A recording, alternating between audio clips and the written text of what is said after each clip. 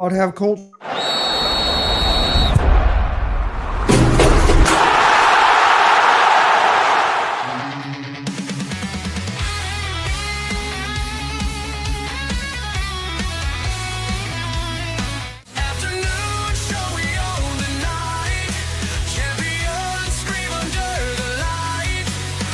This is a great honor for every fan of the Dallas Cowboys.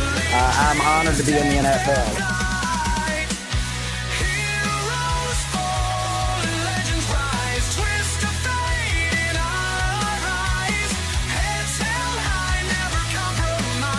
What can I say? Mamba out.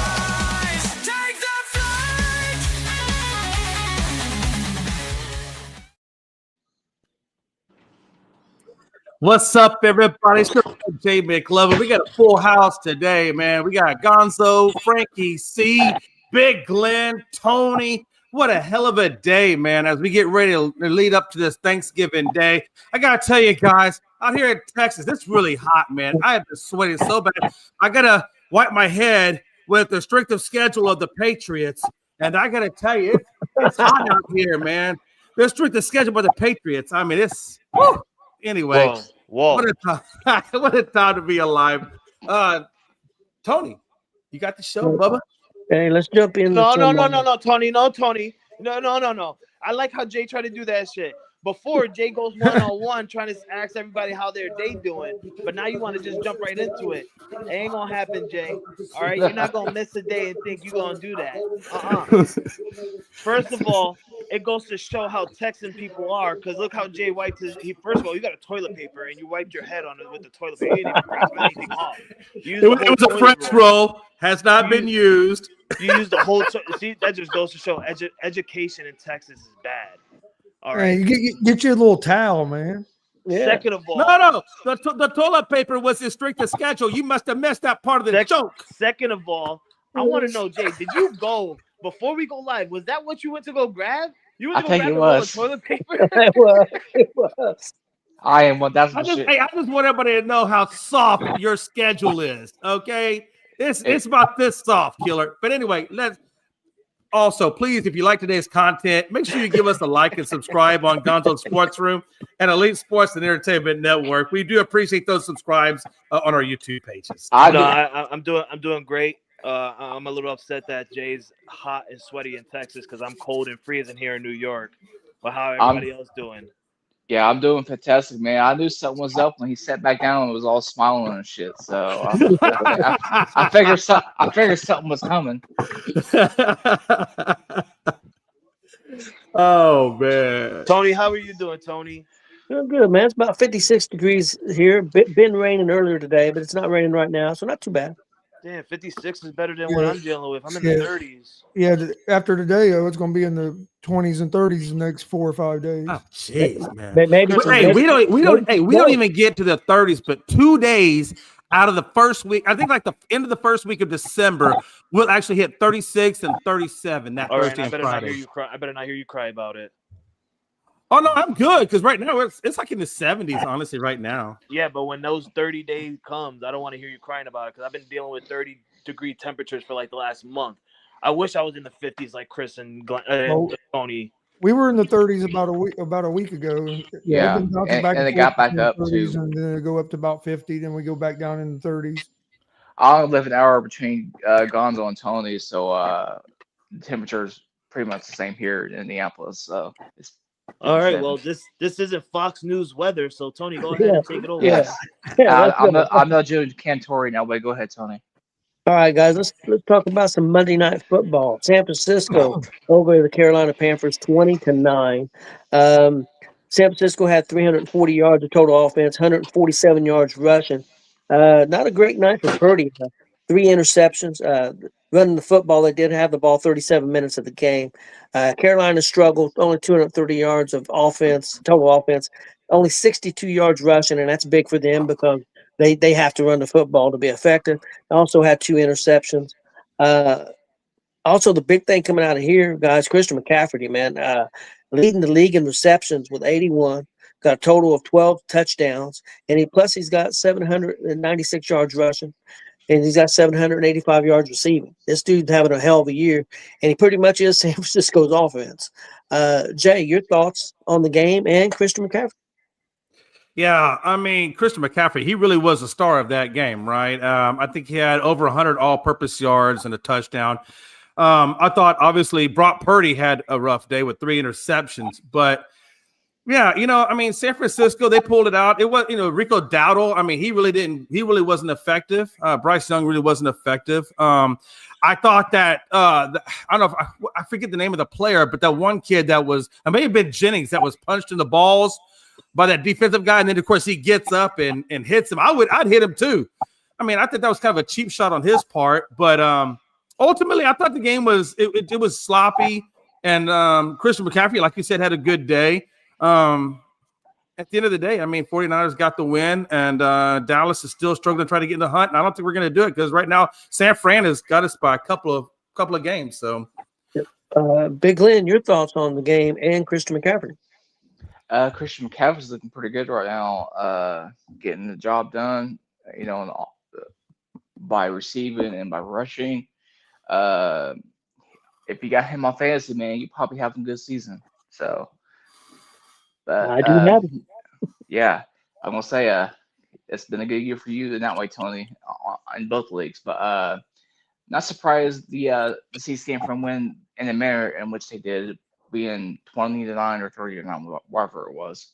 There was 9 for Carolina, so Carolina still got some work to do, but they can still win the South in that way. So, okay, Chris, your thoughts on the game and Christian McCaffrey? Christian McCaffrey's doing what I expected him to do this year after he missed almost all last year. The year before that, he had a year like this. Then he missed almost all last year. So I figured this year he's going to have another big year because he has to be pretty fresh because he didn't play much last year. But and he's there, like you said, he's their offense. But you can't stop him. Like if he can't go and running, they get the ball to him in space, and they're great at their tight ends with Kittle, and then with Juszczyk at the fullback. They're so good at getting out in front and blocking on them screens and stuff. And that's one thing about San Francisco's offense. Everybody buys in, the receivers, everybody block, and that really helps get McCaffrey and then backs going. But as far as the game last night, Carolina should have won that game, but they can't do nothing offensively. It didn't make much sense. You only ran the ball 9 times. Most of their success when they win is running the ball with Hubbard and Dowdle going off, and you only ran the ball 9 times with your running backs. You ran it 4 more times with Bryce Young. No, and you never was trailing by a bunch. It wasn't like you fell way behind where you had to start just throwing the ball. And that showed where San Francisco had the ball for almost 40 minutes of the game. So I think Carolina got away from the run game too soon, didn't try to establish it. And they just couldn't get nothing going offensively. And their defense played a pretty good game, but the offense just couldn't join them and get anything going. Hey, real quick, I thought J.C. Horn did a really good job, too. I thought he was a star on their defense with those 2 interceptions. Okay. Frankie, your thoughts on the game and on Christian McCaffrey? Yeah, to go on what Jay just said, Barnes had an amazing game last night before he ended up getting hurt. And I feel like if he would have never got hurt, I feel like Carolina would have had a good chance of winning this game because he got hurt in the first half, continued to go, and then, got into the locker room at halftime, dealt with a concussion. They said he was puking coming off the field during halftime. And it's never good when your player is puking, saying something about his head. That's clearly concussion. He's going to be in the concussion protocol. And once you get your star defender out there, the hype man, it just went downhill for Carolina because, like Chris said, they didn't do anything offensively. And I feel like I agree with Chris. They should have never got rid of the run game. They should have stuck with it.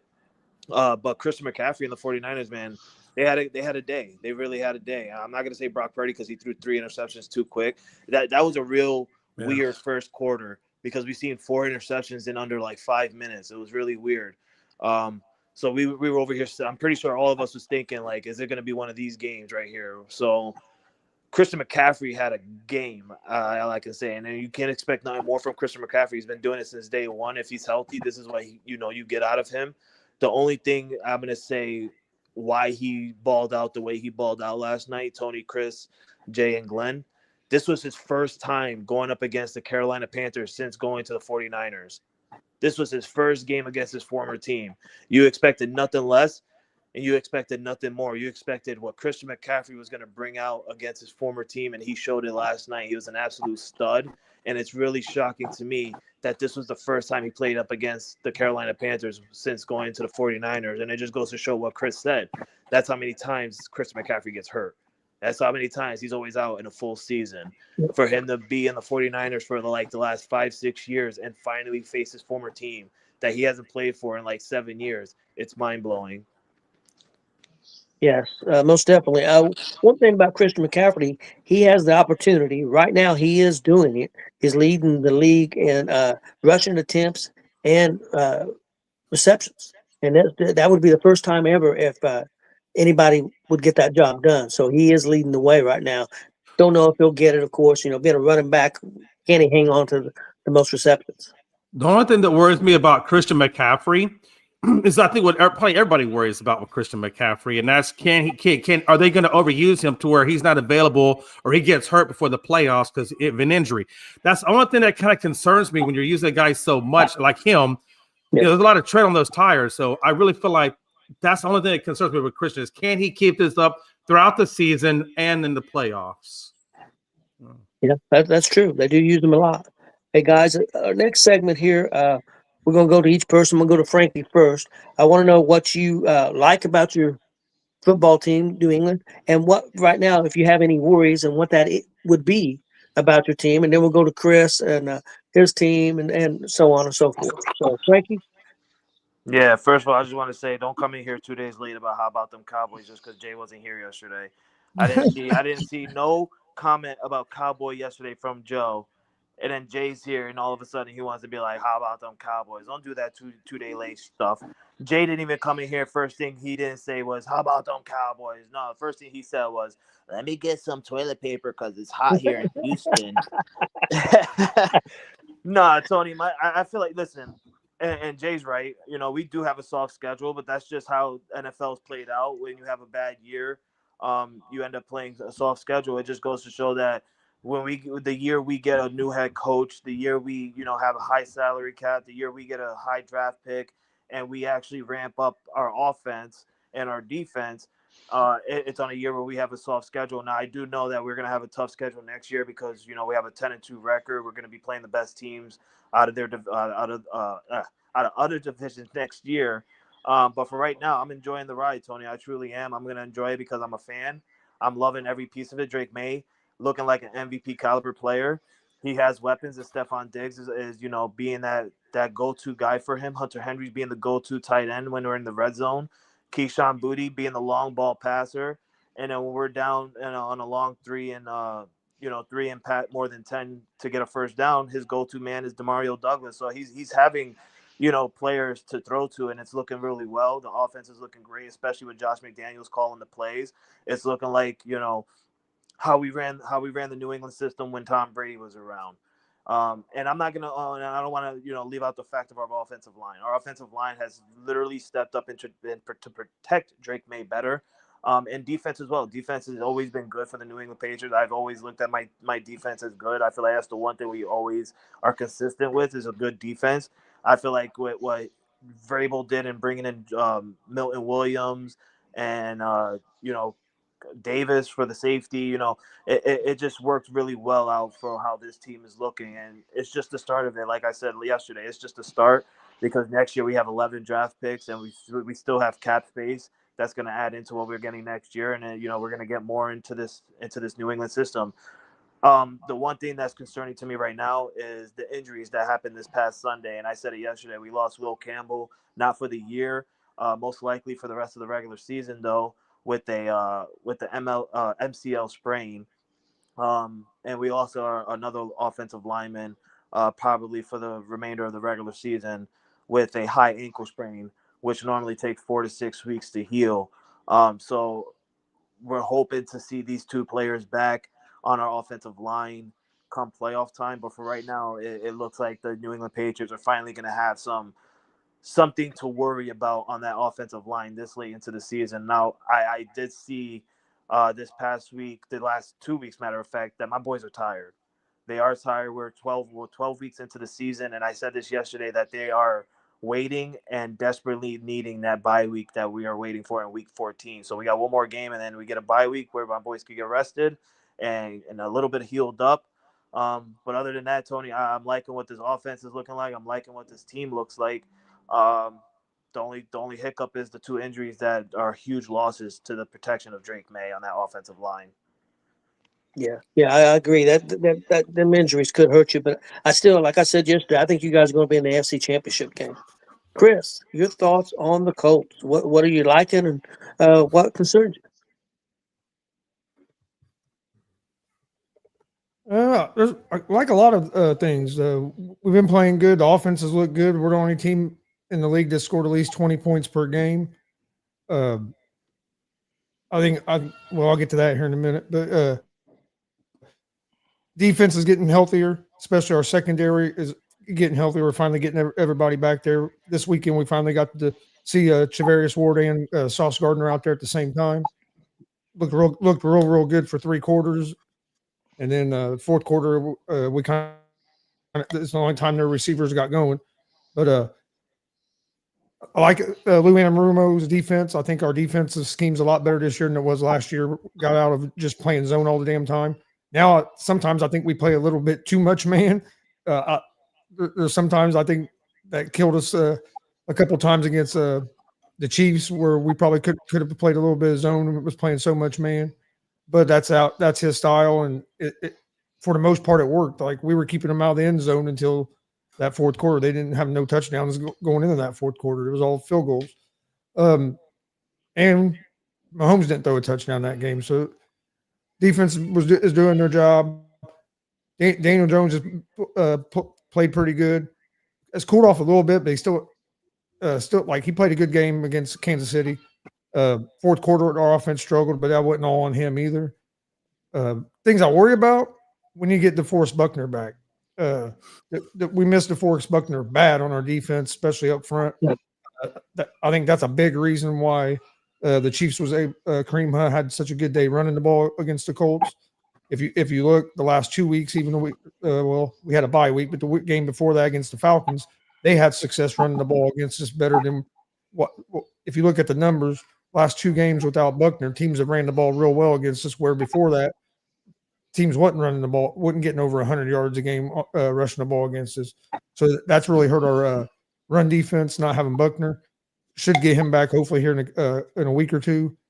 I think he's eligible to come back after next week. I think he has to miss this game, and then he'd be eligible to come back off IR after that, just depending on how that neck's doing. And then play calling a little bit. Here lately, last couple games, Shane Steichen's play calling has been a little questionable, especially against the Chiefs in that fourth quarter. Like I said yesterday, you have arguably the best running back in the league, and you're up by 11 points going into the fourth quarter, and you run the ball one fucking time. Don't make no sense. And not only that, then you're up by 3 with 5 minutes left in the game. You don't run the ball one time. You throw 3 straight passes. You run the ball there, make them use their timeouts, and then it's a whole different situation at the end of the game if you do have to punt. But you didn't do that. You threw the ball 3 incompletions, and then let's punt the ball right back to them. So play calling didn't make no sense. In fourth quarter and including overtime, we ran the ball twice, once in the fourth and once in overtime. And if you look, I mean, look at Jonathan Taylor's numbers. When he goes, we go, and we didn't give him opportunity to go in that second half. All his carries was in the first half. Shane Steichen has to get back to, and then there was sometimes I think he should take points and don't take the points as well. But I don't have a whole lot of worries. The main worry is we got to get healthy. We need to get Buckner back, and I think Steichen has to manage the game a little bit better with the play calling. Yeah, I'll go next. The Colts. I like our team. Like what we're doing. Love Taylor. So I mean, I like that part. My worries are we've got a really tough schedule. We got the toughest schedule this these last 7 games, which we just lost to Kansas City. So we've got the tough schedule left in the NFL, and we've lost 3 close games. So we've 2 close games. Pittsburgh kind of beat up on us, but we've lost 2 close games. You got to find a way to win close games. That, and then the other thing, give Jonathan Taylor the fucking ball. The 3 games we've lost, he's only had like 14 carries or less. Yeah, When he has 20 or 22 carries, we win the damn games. Give him the ball. I mean, he's the key to our offense. It's not the quarterback. I mean, the quarterback's doing a good job, and it's not our receivers. They do a good job, but they're not the key to our team offensively. It's Jonathan Taylor. Let's stick with that, But I'm worried a little bit about the schedule. We'll be honest. I do still think we're going to make the playoffs. I'm not real worried about that. I think we got a big game coming up against Jacksonville. Jacksonville's always a tough game for us. So is Houston, and we play both of those guys twice. And so them are the games that's going to make the difference. Whether we're going to win our division. If we win those games in the division, we're going to be in good shape. And then we got 2 real tough out of conference games with Seattle and San Francisco. Yeah, San Francisco, Seattle, Texans twice, and Jags twice. Yeah. So, I mean, we got a tough schedule, but I'm confident that we're going to be in the playoffs. Like I said before, I think New England's going to get the home field advantage, and I still think New England's going to be in the AFC Championship game. If they're not, unless the injuries hurt them, I think New England's in the AFC Championship game, and I'd be shocked if they're not, unless the injuries get them. I mean, that's possible. Let's go to Glenn. I don't know what team he's going to pick. Which team you going to pick? I'm picking my 2 teams. I'm gonna start. No, off you get one. You get one. I get one. Get 2. No, you get 1 team. We get to know 2 freaking teams. So, all right, because I was gonna give you a short answer for each one. Okay. All right. No, we can't. I can't do this today. I can't, man. I can't. You either got to pick one today. Oh shit. I'm gonna Pick short one, answer. man. I'm going to short answer. Hey, on Jay, each that one. means you got to pick one too. Jay, that means you got to pick one too. You can't talk about that. All right. So anyway, Colts run the damn ball. That's my only worry as far as they're concerned. And the Cowboys, George Pickens is, he's looking great. My only worry is the defense. So I'll shoot that to Jay. Okay, Jay. Which team you going to talk about? Go Houston first, Jay. You talking Texans or Cowboys today? Are you done? Are you done? Have you had enough? God. Oh, Lord. Guy, Is it Jay's turn to pick? Which team is he picking? shut up, Frankie. Everybody talking to your goofy ass? Listen, man. First Dallas, of all, Houston, or I learned Atlanta? You done? I'll wait. I'm good. I'll wait just like that. That schedule's gonna wait. Come Listen. on, can you go? Actually, I'm he might pick the Browns because he's a big Shador Sanders fan. Oh my God, I'm muting myself now. Oh, Lord. All right, let's get down to business, man. Now that all the craziness is over. Yeah, one thing I tell you, man, I was on the fence about how good our team was going to be, and I'm still on the fence. I'm not completely all the way over, but I like the fact that they came into our town and we shut them up. We shut Philly up. Now, I gotta tell you, that first half, I ain't gonna lie to you. Hey, I was like, that first half, I was like, damn. But then the second half, I don't know what Shoddy said to him at the halftime, but they came out that second half, and I thought they obviously looked much, much better. I'm starting to like Schottenheimer more and more as a coach. We started the year, I didn't really know what to think about the guy because, he's always the coordinator, never head coach, and everybody around me was talking about how this is not going to be the guy for your team. But I got to tell you, since he's come in, that I think the discipline has gotten better, right? The penalties are down. They went to Vegas. He came back. They missed the curfew. What does Shoddy do? He sits him out that first drive, showing him like, hey, he's taking control of the team, which is something that since Wade Phillips was the coach, I haven't seen any head coach in Dallas do. So I was really excited to see Shoddy taking control of this team and getting us going the right direction. Defensively, with the addition of Kenyon Williams and Wilson and I forget that quarterback's name, the rookie Shalil, I think his name is. But with the additions that we traded for and brought in, we're looking good. Run wise. We held Saquon to 2.2 yards a carry. He didn't do anything. Jalen Hurts, I think, got 37 yards on 7 attempts. So I felt like on the run side, we did great. On the passing side, we only gave up, I think, 1 touchdown from Hurts. So I think defensively we've gotten better. That secondary is still kind of there. We had 1 sack. Now you can say, well, Lane Johnson wasn't there, Jay, or hey, they had some hurt injuries during the game, Jay. Well, I don't give a damn. That means you're not deep. That means if you get an injury, you're not deep.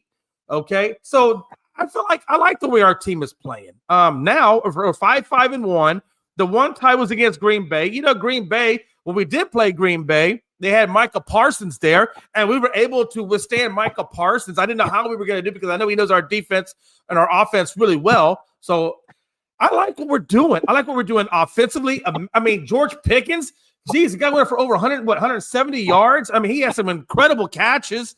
You look at CeeDee Lamb had 75 catches or 75 yards. I mean, they're showing what they can do offensively.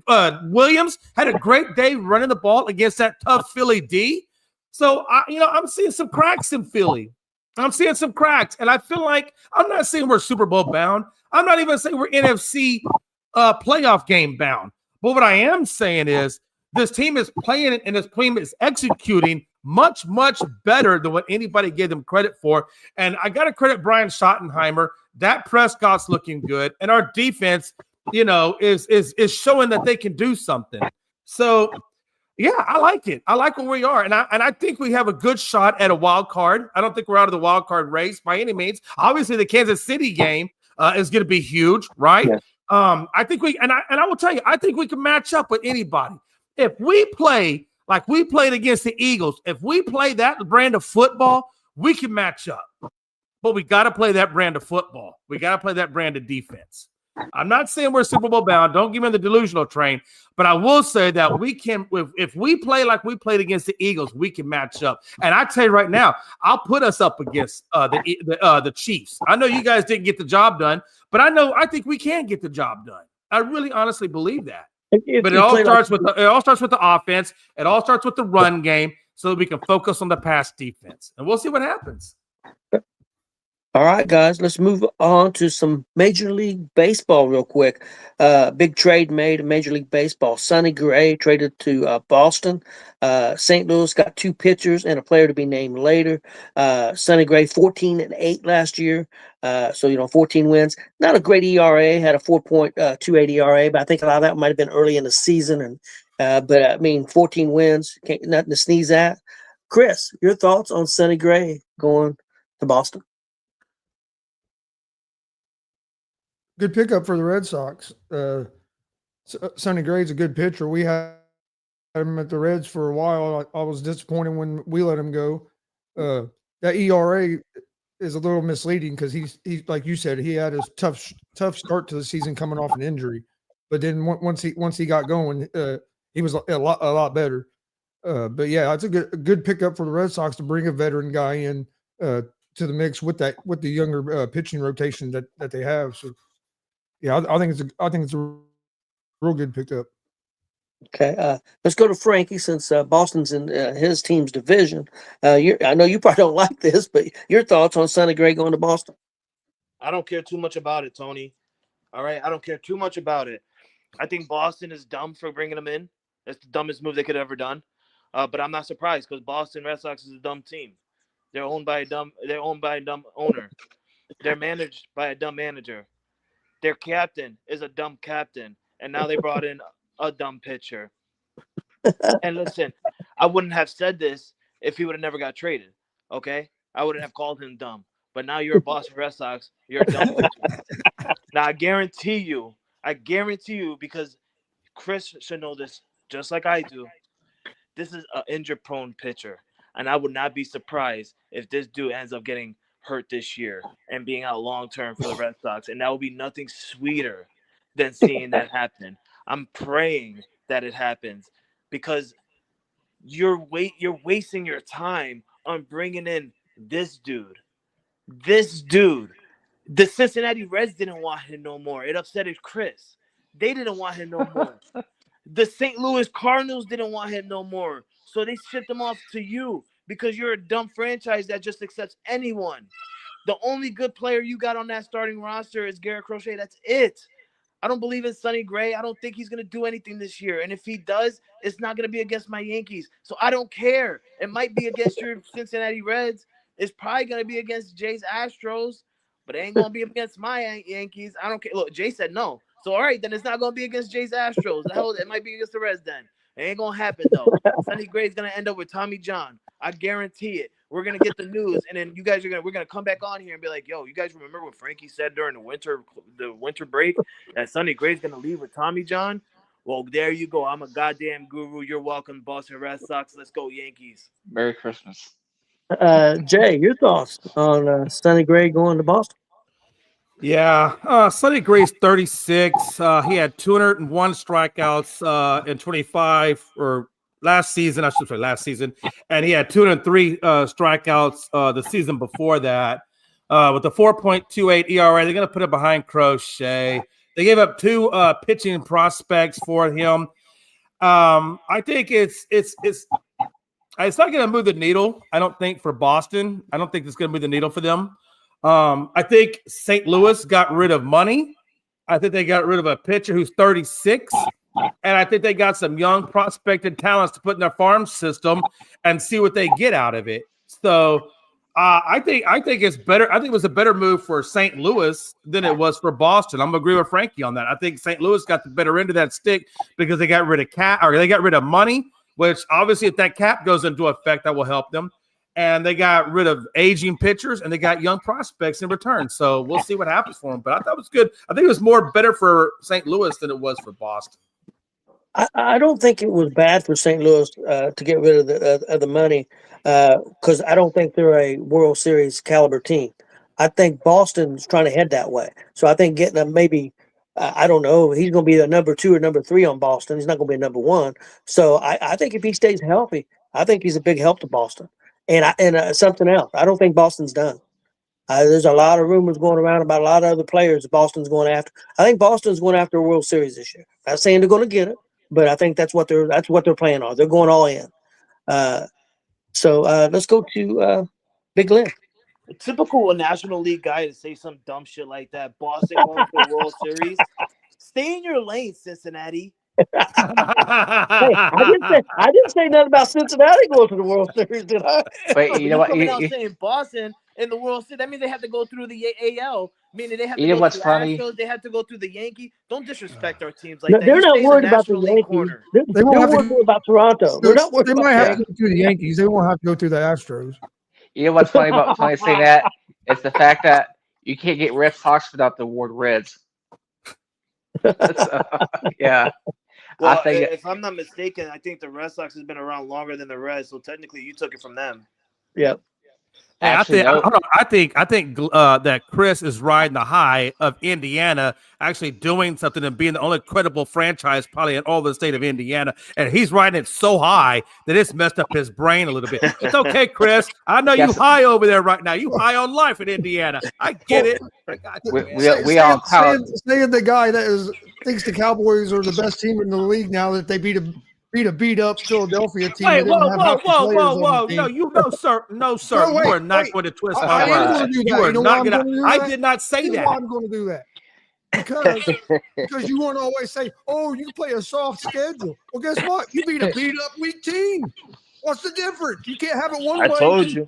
and then not use it on the other side. Hey, buddy. listen, man. I'm gonna tell you only one time. I'm gonna tell you only one time. Remember that commercial? This is your brain. This is your brain on drugs. Get off them damn drugs. This is messing you up in here. Listen, I tried telling you, Jay. Y'all guys beat up on a I bad. tried to tell you, defense, Dave. I tried to tell you, Dave. defense. Shut up. And this right here goes to show. Right here, look. This right here goes to show it. 473 yards. There is no way a healthy Philly defense will give up 473 yards to an offense that bad.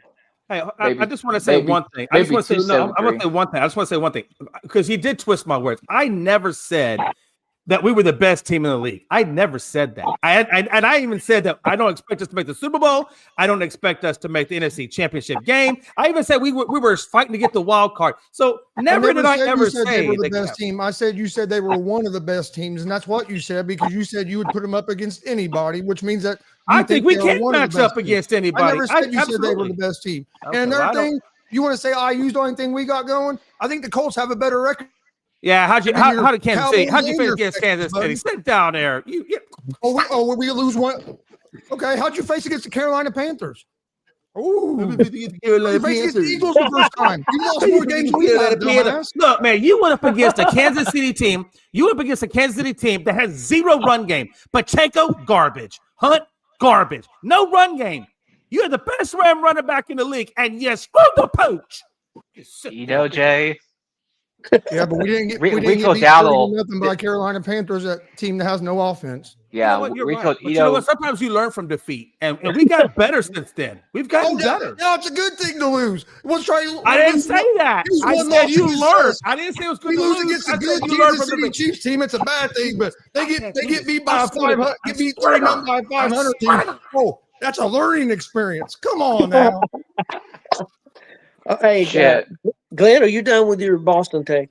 Not just yet. I'm about to go right now, but not like go right now, but like give me my opinion. So, a good learning experience, Jay, is Rico Dowdle won all over our defense and shit. So, but Chris makes a great point as far as that's concerned. But it's a good pickup for the Red Sox, but they're still behind. They are the number 3 team in the not the AFC East, but the AL East. Okay. All right. They still got work to do to catch the Yankees and Toronto. All right, guys. I got some hot seat questions. Our first one is: should Joe Burrow come back right now? Do you think that he should, with the record that Cincinnati's got? I mean, I know he's a gamer. He wants to play. I understand that, but should he come back? Should he come back? Knowing that his team don't have a real good chance of making the playoffs, do you think that he's just risking more injury? Do you think he maybe should wait till next year? Jay? Yeah, I think you got to bring him back. Even if you don't have a good shot at it, he needs to get some reps. Again, don't bring him back unless he's 100%. But if he's 100% and medically 100% cleared, yeah, you bring him back because he needs to get back into the action. He needs to be a part of the team. He's a great leader. There's a lot of opportunities there for him. I think you bring him back because he needs to get back taking hits, back with the team, and then get him into training camp and get ready for next year. But I don't think you just keep him on the sideline. He's not going to get, the reps that he needs, the game time conditions he needs. And he's a competitor. Let the guy play. Okay. Let's go to Frankie.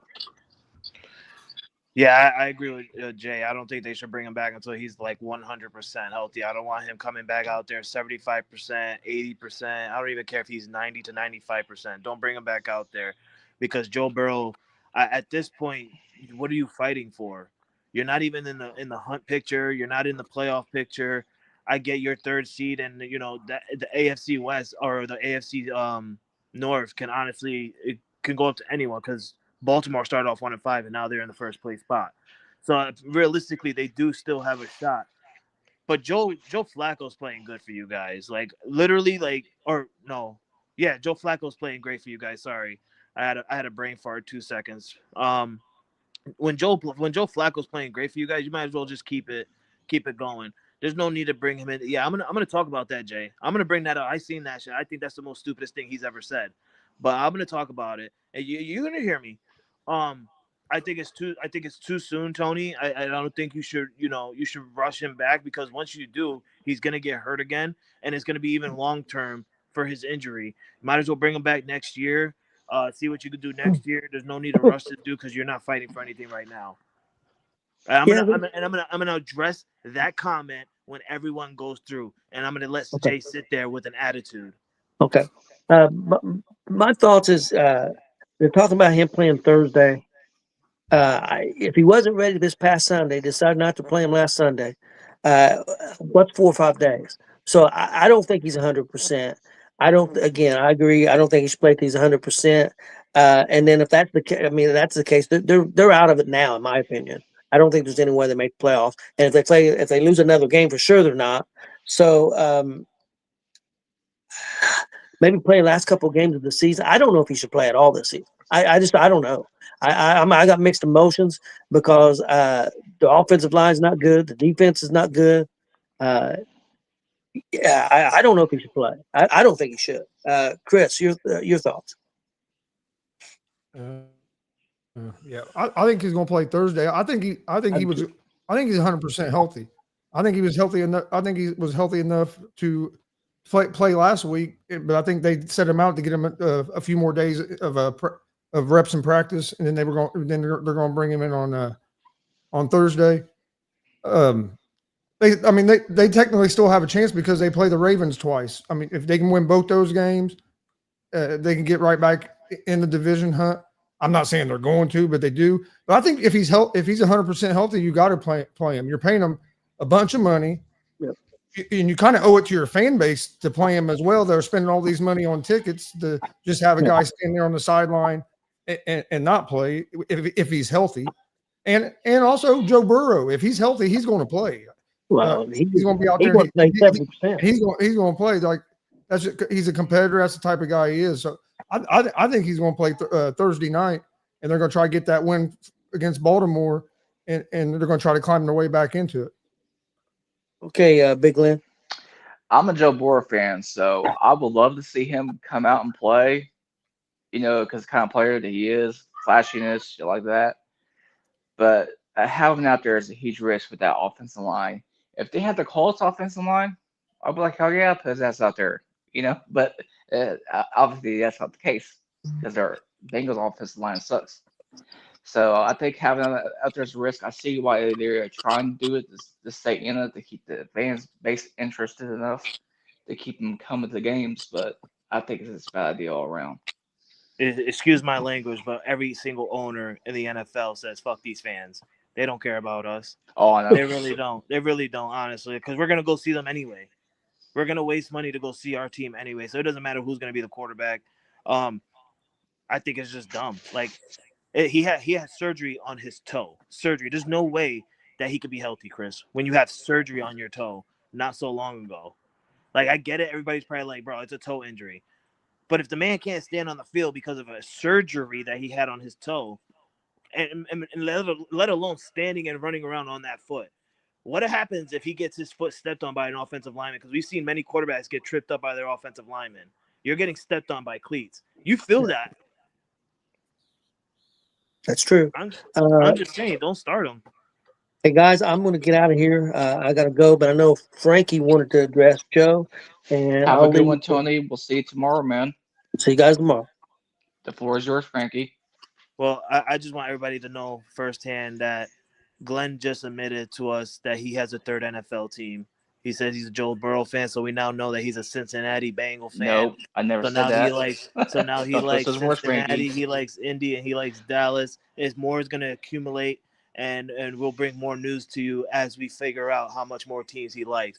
But Joe, I just want to say this quickly, and Jay, I know you're gonna have a rebuttal moment and stuff like that, but I want you guys to really don't look at it as a fan standpoint. Look at it as an analyst right now, Jay. All right, don't do it as a fan. Look at it as an analyst. Don't be pissed off, Jay.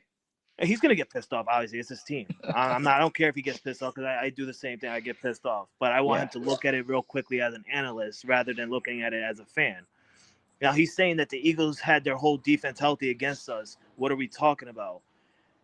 The Eagles had their defense healthy in the first half, which is why they were up 21-0. Your offense couldn't do nothing in the first half because their defense was healthy.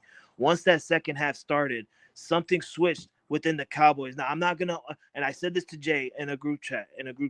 I'm not overlooking the fact that the Cowboys won out of luck or anything like that. No, you guys won because your defense stepped up in that second half really great because the offense of the Eagles couldn't find anything. There was a moment where they were going for a 3-point kick, and I said, watch, this kicker's going to miss the field goal, which he did because when a team is not accumulating together well, everything falls, right? Everything falls. The offense was falling. The extra kick it missed. That's falling. Special teams come out and fumble a punt return.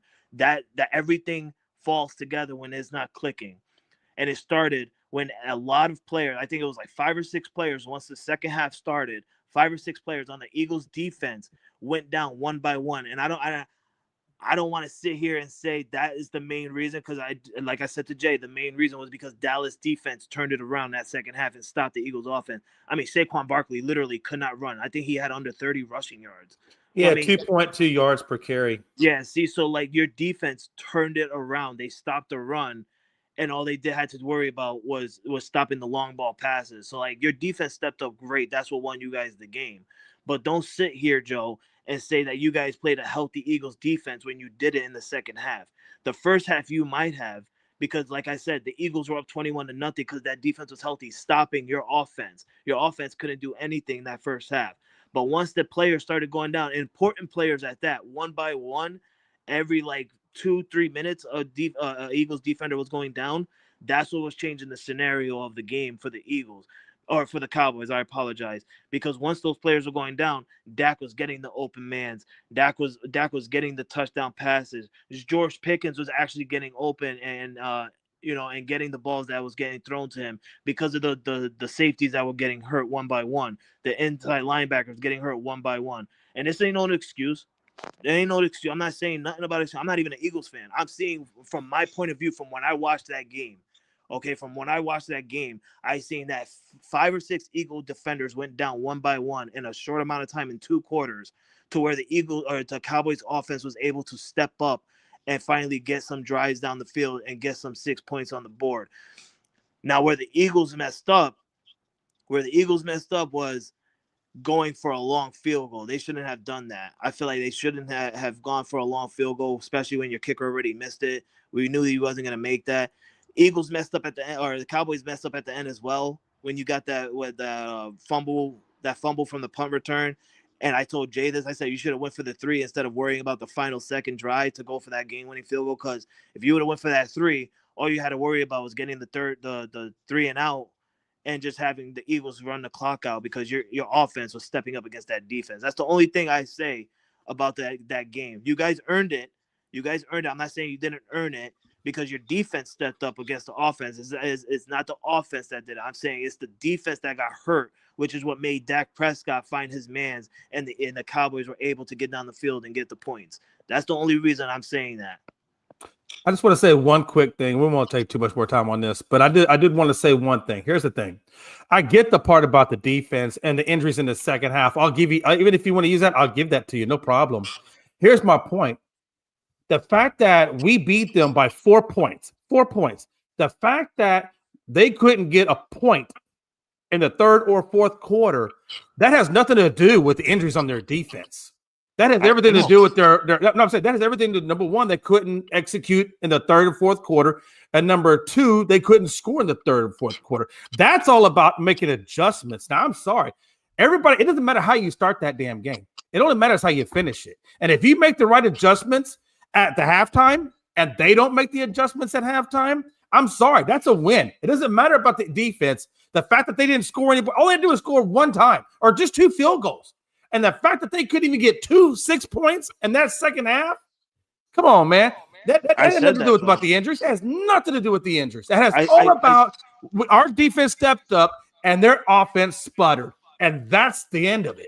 Hey, Jay. And this is how I know that you looked at it as a fan point. And no, that's not a fan point. Because that's looking at a fan. That's looking at the analytics. But I said that, Jay. I said I'm not taking this win. I'm not taking this win away from you guys, because you guys earned it, because your defense is what stepped up in the second half.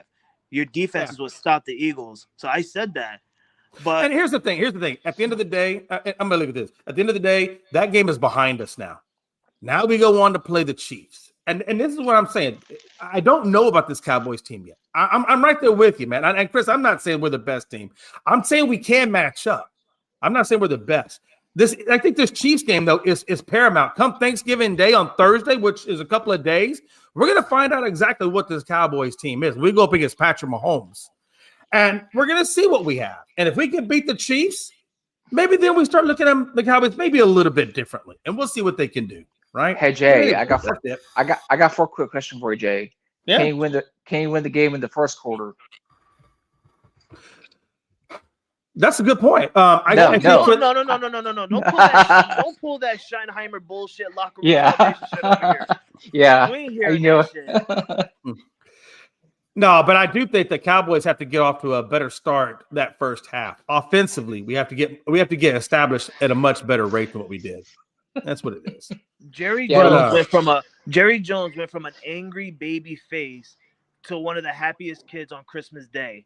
In that game. Well, wouldn't you? I mean, if your team is getting mollywopped in the first half, wouldn't you? No, but the look and the emotion he had that entire game, it was like it's a crazy spin around. It's like he's so upset, he's pouting, he's upset. He's like, who the hell am I gonna fire this week? So at the end of the game, he's over there clapping like, yeah, baby, we back, here we come. Listen, I'll tell you this though, I felt like the win against the Eagles was a signature win for the Cowboys. Like they needed that kind of win. Right, Schottenheimer really needed that kind of win, regardless of whatever it is. Now, obviously, the Chiefs. That's just gonna if they can get the win against the Chiefs, that just makes his resume as a first-time head coach a little bit better. But I thought that was a good first win for Shotty, and I'm looking to see where we go from here. I really am. We'll see what happens. I don't really have much left to. Go ahead. I was on a thing with Bo, right? Yeah. Before I remember, I told you I was on a TikTok live with Bo, and he mentioned something with the Cowboys, and I'm trying to remember what he said because he had a good take, and I wanted to bring it to you. I'm trying to remember. So talk about something. Give me 1 second to think about it. Hold on. Let's go to. Well, y'all want to talk a little basketball for a minute? Yeah, let's do basketball. Hey, I tell you, man. Pistons. I mean, I know OKC right now, record wise, and really even the fact that they're defending champions and the quality of that team, they're the best team in the league. Hands down, OKC pissed him. But I gotta tell you, man, I'm really impressed with this Detroit Pistons. What, they had 13 wins in a row now? Yeah, I got Cade Cunningham as a high MVP candidate. I was on with Hewley and Hollow Point last night, like I was telling you about earlier, and I have Cade as a high MVP candidate right now. Gonzo, what do you think, man? What do you think about this Detroit team? I know you're on the East Coast. They're in their division, so he should know. They're good, but I haven't watched any NBA really this season. So yeah, I haven't really, honestly, either. I haven't, man. I ain't gonna lie, man. I have JD legit. I'm not gonna lie. I don't watch much NBA till football's over. This time of year, I watch college football and NFL football. That really does take everything else does kind of take a back seat when you're doing that, right? Nah, you guys are making excuses. Nah. Chris is not watching his team because his team sucks right now. Wait a minute. I didn't say I wasn't watching the Pacers, but I haven't watched any other NBA games. He ain't watching it because of the Pacers are sucking right now and Halliburton's out. And same way as last year. I don't start watching much NBA till NFL's over. I keep track of the Pacers, but I don't watch any other teams. Glenn isn't watching the Pacers because they suck right now. I've been watching. He's confused. He doesn't know if he wanted to be a Pacers fan or a Mavericks fan. He's confused, or probably even a Rockets fan. Who knows? And then Jay, I'm disappointed in you, Jay, because a couple of days ago you're on the group message. Oh yeah, Rockets 5 wins in a row. Now you're saying here live that you barely watched any games yet?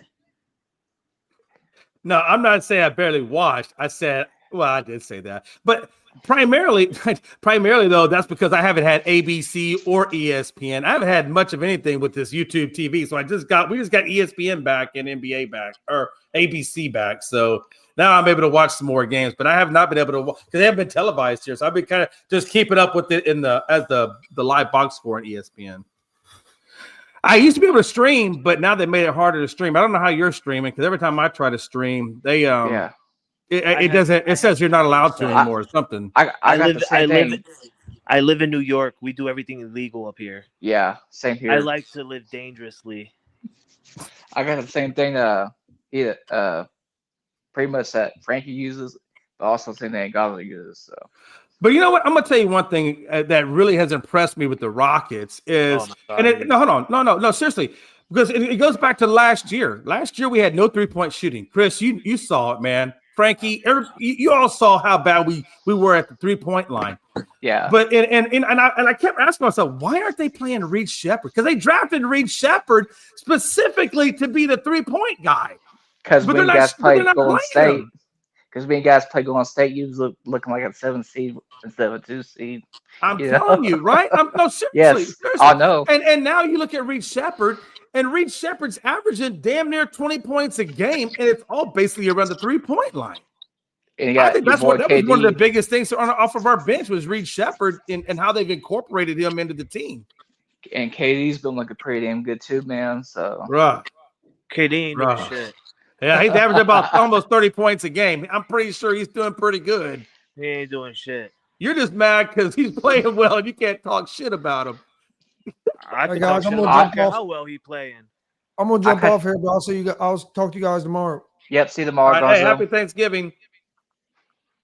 Yeah, that's you right. too, 'cause man. you won't be here tomorrow, Jay. That's right.